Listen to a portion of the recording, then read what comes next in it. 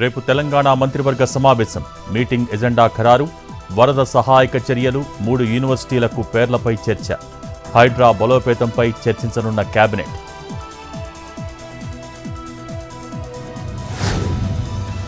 ఉత్తరాంధ్ర జిల్లాల నేతలతో జగన్ సమావేశం. కొత్త అధ్యక్షుల నియామకంపై చర్చ. శ్రీకాకుళం, విజయనగరం, మన్యం జిల్లాలపై నజర్.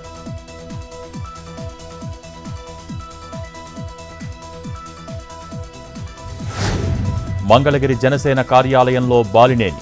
డిప్యూటీ సీఎం పవన్తో భేటీ అయిన మాజీ మంత్రి. భేటీ తర్వాత జనసేనలో చేరికపై బాలినేని ప్రకటన.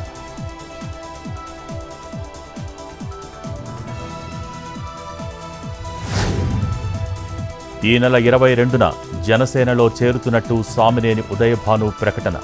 తనతో పాటు కలిసి వచ్చే నేతలతో జనసేనలో చేరతానని వెల్లడి.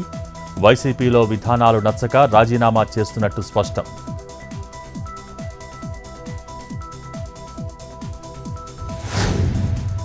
ఆపరేషన్ బుడమేరుకు రంగం సిద్ధం చేస్తున్న ప్రభుత్వం.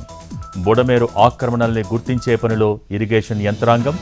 మంత్రి నిమ్మల నేతృత్వంలో బుడమేరు ఆక్రమణల గుర్తింపు.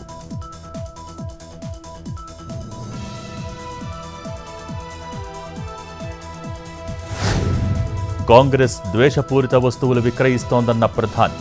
మన సంస్కృతికి వ్యతిరేకంగా విదేశీ గడ్డపై రాహుల్ మాట్లాడారని ఫైర్. రాహుల్కు జమ్మూ కాశ్మీర్ ప్రజలు గుణపాఠం చెబుతారని వ్యాఖ్య.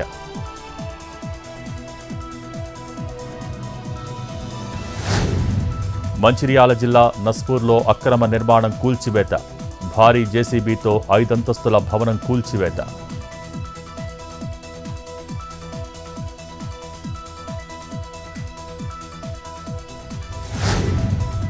వరంగల్ ఎంజీఎం ఆసుపత్రిలో రోగుల ఆందోళన.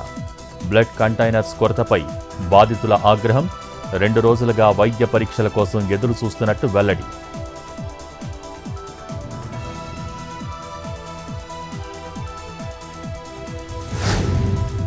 ఏపీకి మళ్లీ తుపాను ముప్పు.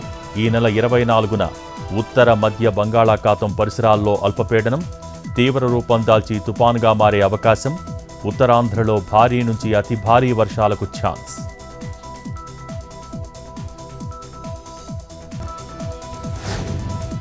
సూర్యాపేట జిల్లా వెల్లటూరు కాలనీలో చోరీపై దర్యాప్తు.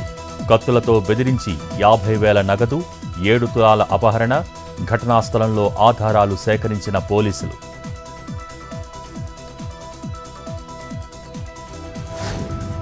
అనంతపురం జిల్లా ఉరవకొండ ఆర్టీసీ బస్టాండ్లో ప్రమాదం. వ్యక్తిని ఢీకొట్టిన కర్ణాటక బస్సు. తీవ్ర గాయాలు, ఆసుపత్రికి తరలింపు.